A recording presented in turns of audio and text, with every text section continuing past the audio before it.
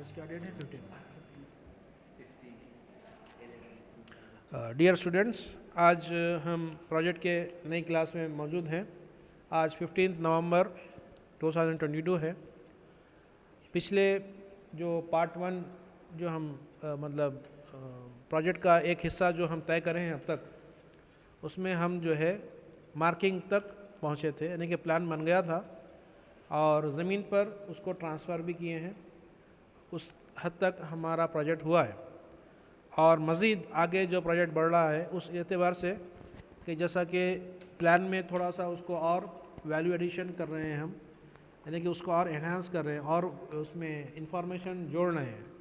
जैसा कि ये जो प्लान है इसमें इलेक्ट्रिकल हाउस वायरिंग और उसके मुकम्मिल उसका जो सेटअप है उसको बतलाया गया है, ये काम किए हैं। और दूसरा फर्नीचर का कहाँ है,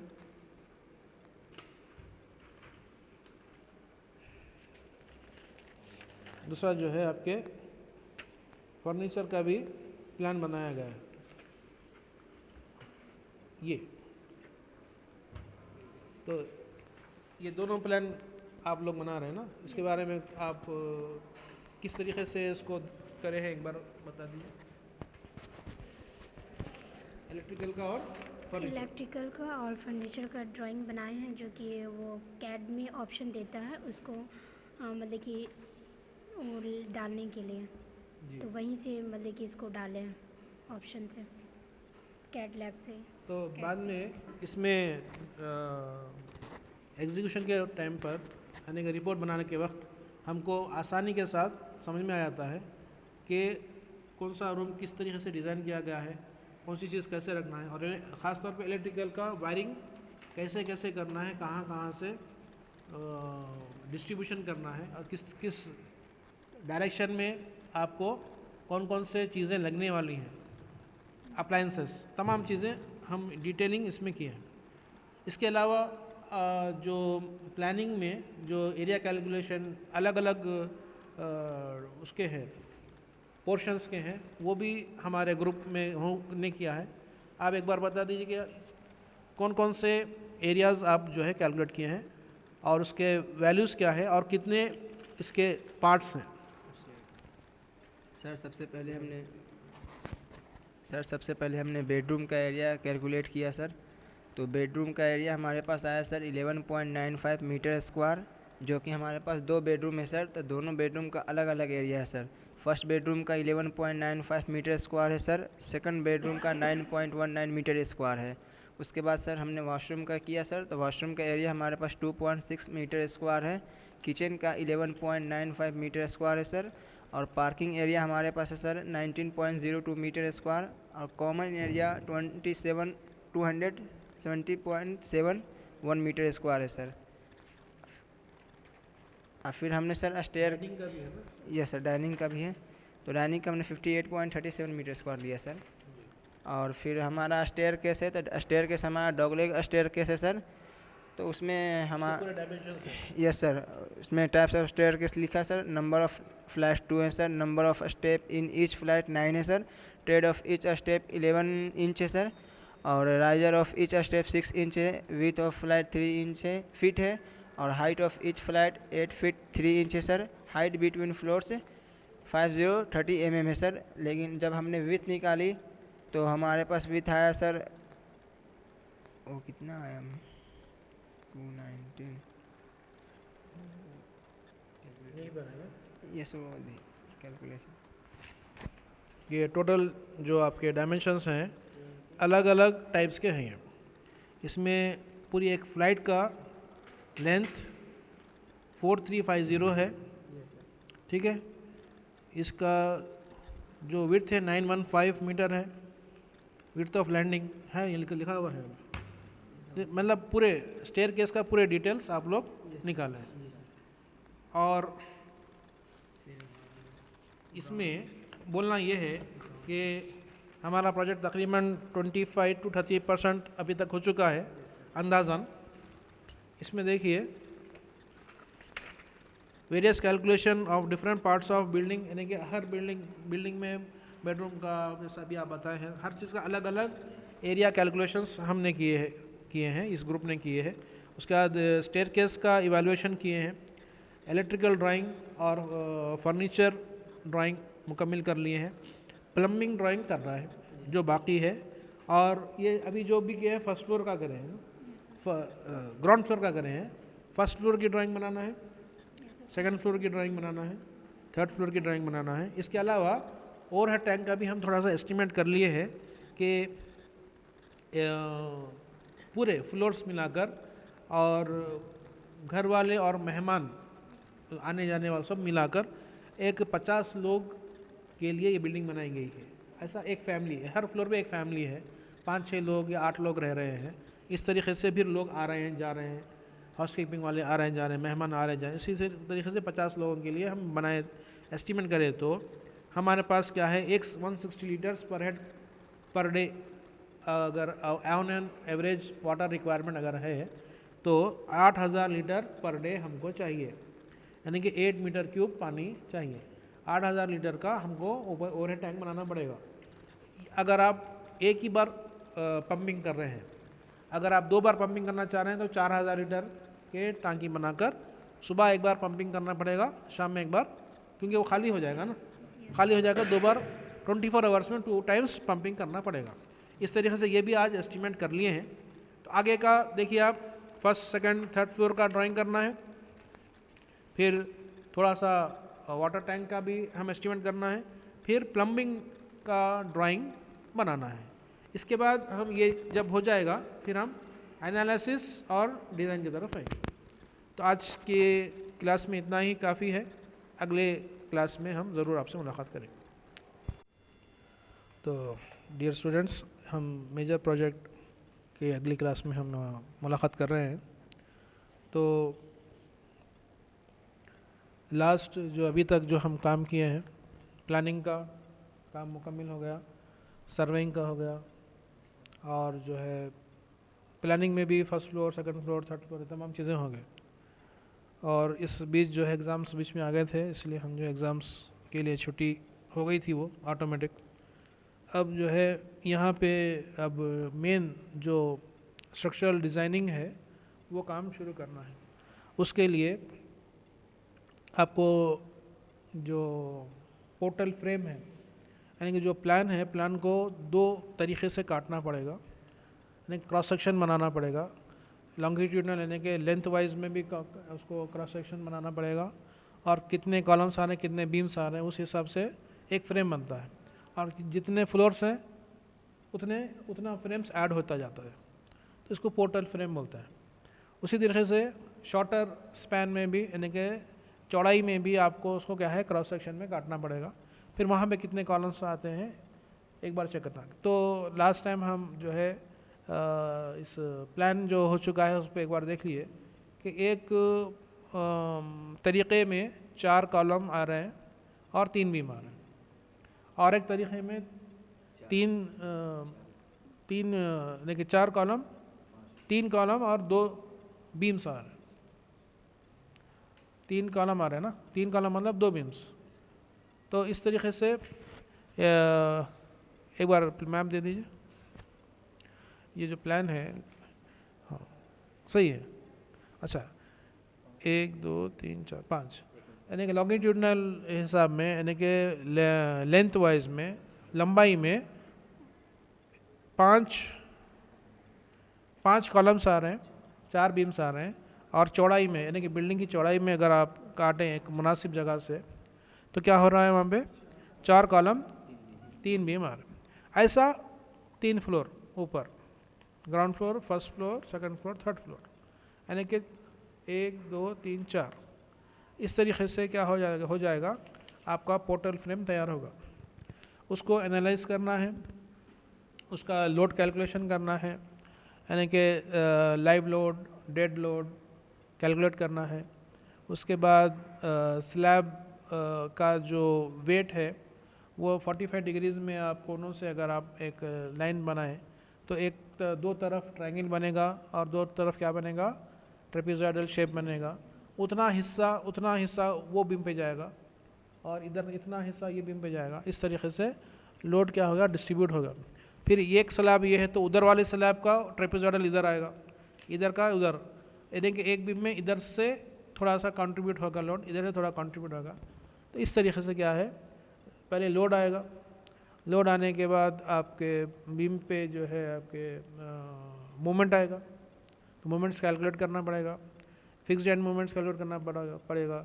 फिर जो है आपके कानीज मेथड की मदद से जो है फाइनल मोमेंट्स कैलकुलेट करना पड़ेगा। फिर उसके बाद आप डिज़ाइनिंग की तरफ जा सकते हैं। तो इसमें IS 456 और SP 16 की हम मदद लेंगे।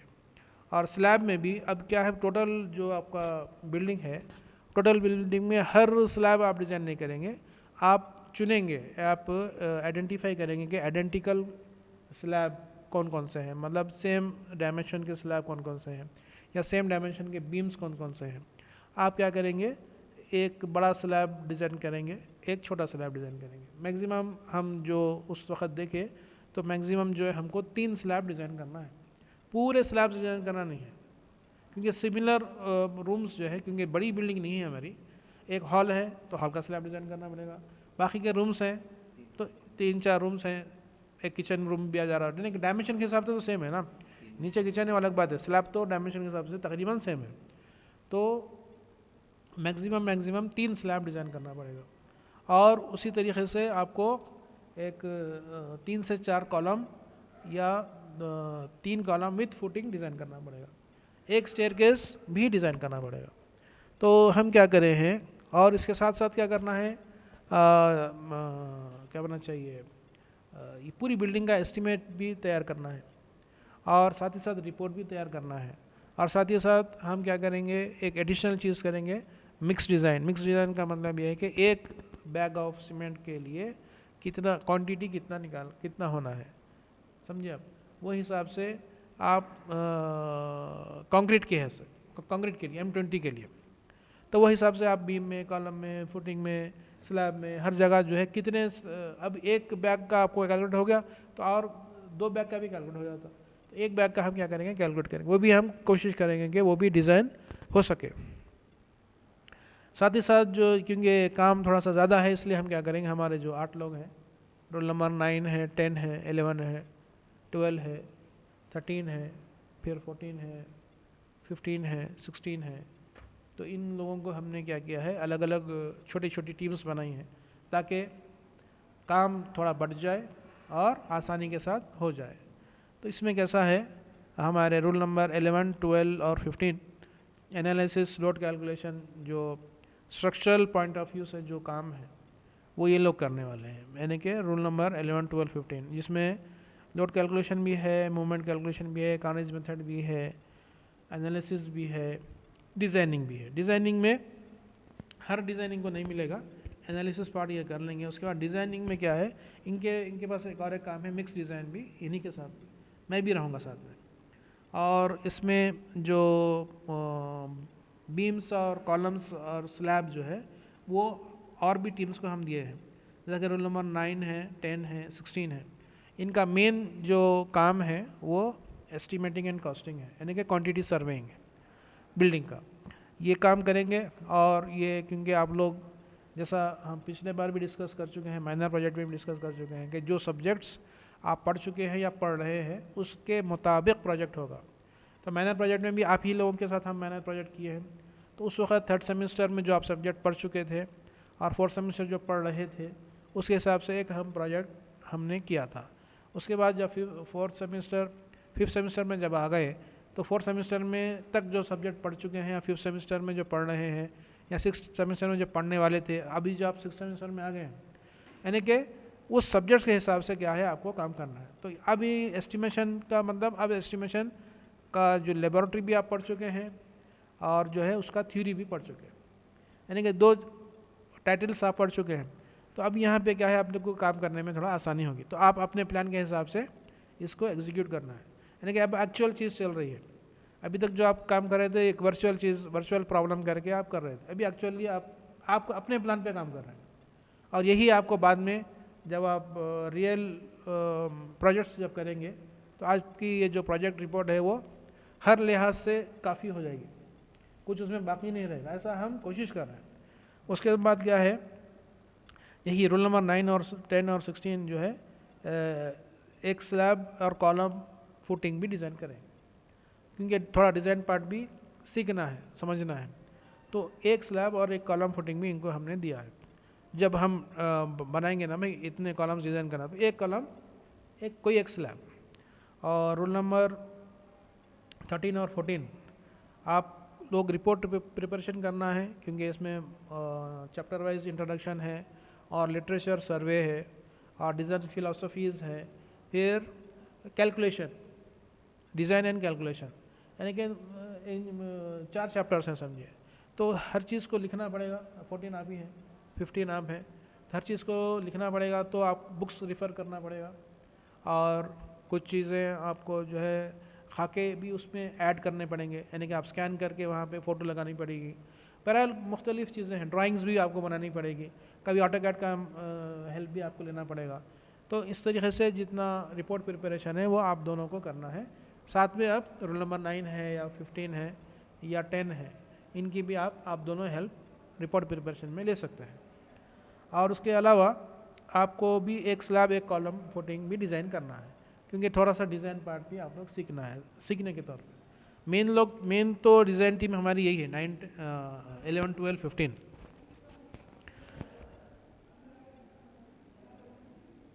तो यही है हमारा काम, यही टीम्स हैं हमारे। और इसमें हमारे रिसेंट जो हमारे चैनल पे वीडियोस हैं वो हमारे डॉक्टर रहीम सर के ज़रिए जो आरसीसी के वो टॉपिक्स जो ख़ास तौर पर प्रोजेक्ट से रिलेटेड है वो हम तैयार कर रहे हैं। अभी तक 2 वीडियोस आ चुके हैं और आइंदा भी ख़ास तौर पे स्ट्रक्चरल इंजीनियरिंग के तौर पे और ख़ास तौर पे कानिज़ मेथड के ताल्लुक़ से आपको डॉक्टर रहीम साहब के वीडियोस भी इसी चैनल पे इसी दौरान, यानी कि प्रोजेक्ट के दौरान अपलोड हो रहे हैं। वो भी एक बार आप लोग देख लेंगे तो आपको कैलकुलेशन में और डिज़ाइन में आपको बहुत ज़्यादा हेल्प रहेगी। और साथ ही साथ एक रिपोर्ट आपके पास सैम्पल के तौर पर है, उसको भी आप क्या है रेफ़र कर सकते हैं। मेन चीज़ क्या है, आप जो टेक्स्ट बुक्स हैं इन तमाम चीज़ों के लिए, वो टेक्स्ट बुक्स का आपको क्या है रेफ़र करना है। तो इस प्रोजेक्ट के ताल्लुक से यहाँ तक आप लोगों का कैसा एक्सपीरियंस रहा? कोई एक आप और आमिर।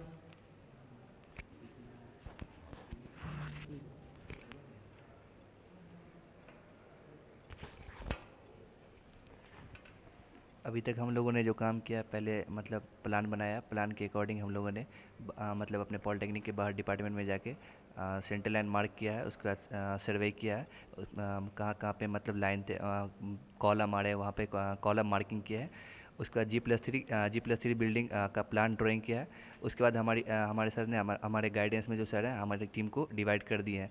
तो हमारा जो काम है तो उसमें एस्टिमेट करना है बिल्डिंग का, G+3 बिल्डिंग जो हमारा है उसमें एस्टिमेट करना है कि मतलब ब्रिक्स, नंबर ऑफ ब्रिक्स कितने हैं, प्लास्टरिंग का ये वॉल्यूम निकालना है, सैंड का निकालना है, कंक्रीट का निकालना है। इसी तरह भी हम लोगों ने काम किया। तो अभी एस्टिमेटिंग में हम लोगों ने 1/3 काम कर दिए हैं और बाकी हैं। शुरू कर दिया? ये सर कर दिए, अभी और बाकी हैं कुछ। तो एक्सेल पे कर रहे हैं ये सर एक्सेल पे कर रहे हैं। आप एनालिसिस में जो भी कर रहे हैं ताकि करें। अभी हम लोग G+3 फ्लोर रेसिडेंटल बिल्डिंग पे काम कर रहे हैं। तो उसमें जो हमारे पास स्लैब बीम कॉलम है उस पे लोड किस तरह से डिस्ट्रीब्यूट होंगे उसका हमारा कैलकुलेशन करना है। तो कैलकुलेशन करने के साथ साथ मोमेंट भी आएंगे हमारे पास, जो फाइनल मोमेंट होंगे। तो मोमेंट हमें कैलकुलेट करने के 2-3 मेथड है। पहला स्लोप लिमिट मेथड है, फिर कानिज मेथड है। तो हमारा पास जो कैलकुलेशन करने का प्रोसेस है वो कानिज मेथड से थोड़ा आसान हो जाता है, इसलिए हम लोग कानिज मेथड का यूज़ कर रहे हैं अभी। तो कानिज मेथड यूज़ करते हुए हम लोगों ने अभी स्लैब का लोड कैलकुलेशन मालूम किया है और उसका फ्रेम को एनालिसिस किए हैं, बाकी और आगे करने वाले हैं। लास्ट टाइम में रिपोर्ट प्रिपेयर करे थे आप? ओवरऑल एक मिनट।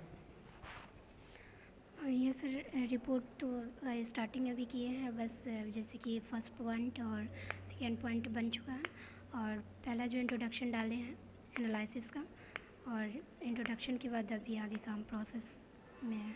बुक्स भी रेफर कर रहे हैं? यस सर, बुक्स भी रेफर कर रहे हैं।